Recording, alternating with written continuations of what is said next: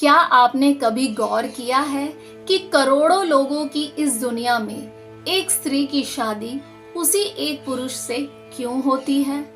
आखिर ऐसा क्या होता है कि दो अनजान लोग अचानक एक दूसरे के जीवन साथी बन जाते हैं? क्या ये सिर्फ किस्मत का खेल है या फिर इसके पीछे पिछले जन्म का कोई अधूरा हिसाब छिपा होता है? कहते हैं कुछ रिश्ते इस जन्म में नहीं बनते, बल्कि पिछले जन्म के कर्म उन्हें इस जन्म में फिर से आमने सामने ले आते हैं। और जब महर्षि अष्टावक्र ने राजा जनक को पति पत्नी के रिश्ते का यह रहस्य बताया तो उनके सामने बैठे लोग भी हैरान रह गए। तो आखिर पत्नी के जीवन में पति बनकर कौन आता है? प्रेम का साथी, कर्मों का हिसाब या पिछले जन्म का कोई अधूरा रिश्ता? इस रहस्य को जानने के लिए मेरे ज्ञान ज्योति चैनल में बने रहिए, क्योंकि आज की कथा आपके लिए पति पत्नी के रिश्ते को देखने का नजरिया ही बदल सकती है।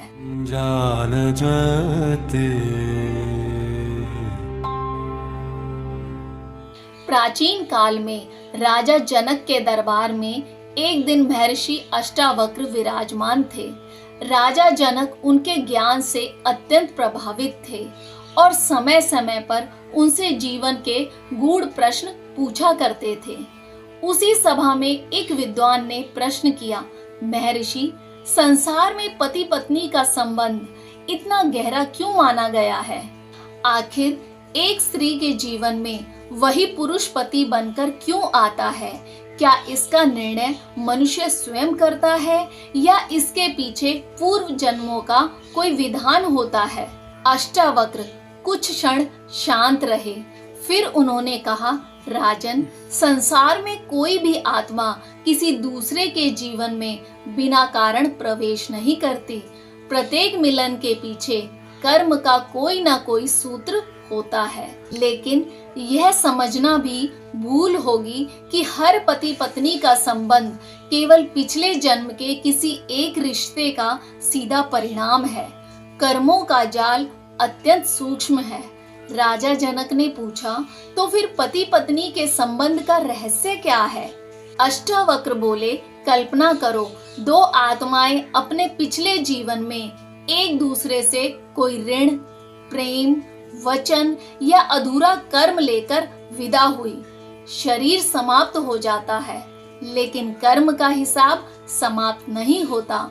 जब परिस्थितियां अनुकूल होती हैं, वही आत्माएं फिर किसी नए जन्म में एक दूसरे के सामने आ सकती हैं। फिर अष्टावक्र ने एक कथा सुनाई। एक नगर में एक धनवान व्यापारी रहता था। उसकी पत्नी अत्यंत सरल और धर्मपरायण थी। दोनों के बीच बहुत प्रेम था, लेकिन व्यापारी को धन और प्रतिष्ठा का इतना मोह था कि वह अपनी पत्नी की भावनाओं को अक्सर अनदेखा कर देता था। पत्नी उसके लिए अपना जीवन समर्पित करती रही, लेकिन व्यापारी अपने स्वार्थ में डूबा रहा। समय बीता और दोनों की मृत्यु हो गई। अगले जन्म में परिस्थितियां बदल गई। वही दोनों आत्माएं फिर एक दूसरे के जीवन में आई, लेकिन इस बार संबंध का रूप बदल गया। जिस आत्मा ने पिछले जन्म में उपेक्षा सहन की थी, उसके जीवन में वही आत्मा ऐसे व्यक्ति के रूप में आई जिसके साथ उसे भावनात्मक पीड़ा और संघर्ष का सामना करना पड़ा। अष्टावक्र ने कहा, यही कर्म का रहस्य है। कभी कोई व्यक्ति हमारे जीवन में प्रेम बनकर आता है, कभी परीक्षा बनकर और कभी ऐसा संबंध बनकर जो हमें भीतर से बदल देता है। राजा जनक ने पूछा, लेकिन महर्षि, क्या इसका अर्थ यह है कि हर दुखी विवाह पिछले जन्म के पाप का परिणाम है? अष्टावक्र ने तुरंत कहा, नहीं, यह कहना उचित नहीं कि किसी विवाह में दुख है तो अवश्य ही पिछले जन्म का पाप है। मनुष्य को अपने वर्तमान कर्मों की स्वतंत्रता भी प्राप्त है। विवाह केवल कर्म का फल नहीं, बल्कि वर्तमान निर्णय, संस्कार, परिस्थितियों और दोनों व्यक्तियों के कर्मों से बनता है। उन्होंने आगे कहा, पति पत्नी का संबंध मनुष्य के लिए एक दर्पण की तरह हो सकता है। उसमें व्यक्ति अपने भीतर का प्रेम, अहंकार, क्रोध, त्याग और आसक्ति देख सकता है। इसलिए किसी रिश्ते को केवल पिछले जन्म का बदला समझ लेना आध्यात्मिक ज्ञान नहीं है। फिर अष्टावक्र ने वह बात कही जिसे सुनकर पूरी सभा शांत हो गई। उन्होंने कहा, जो व्यक्ति तुम्हारे जीवन में पति या पत्नी बनकर आता है, वह हमेशा तुम्हें सुख देने के लिए ही नहीं आता।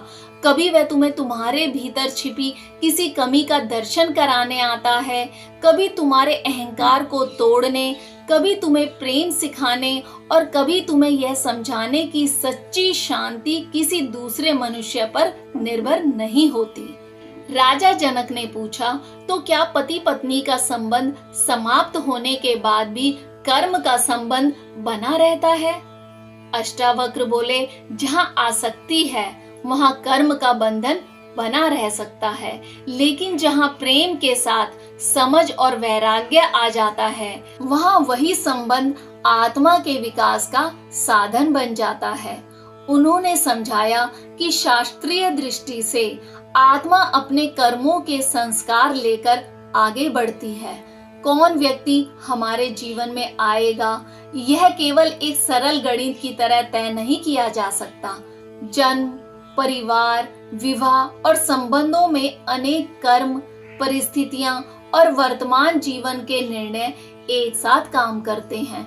इसलिए यदि किसी के जीवन में अच्छा जीवन साथी आया है, तो उसे केवल पिछले जन्म का पुण्य समझकर अहंकार नहीं करना चाहिए, और यदि किसी रिश्ते में कठिनाइयां हैं, तो उसे केवल पिछले जन्म का पाप मानकर स्वयं को दोषी भी नहीं समझना चाहिए। अष्टावक्र का संदेश यही था कि संबंध चाहे सुख दे या परीक्षा, मनुष्य को उससे सीख लेकर अपने वर्तमान कर्मों को बेहतर बनाना चाहिए, क्योंकि अंततः पति पत्नी का रिश्ता भी शरीर तक सीमित है। शरीर बदलते हैं, रिश्तों के नाम बदलते हैं, लेकिन आत्मा अपनी यात्रा में आगे बढ़ती रहती है, और शायद यही इस कथा का सबसे बड़ा रहस्य है।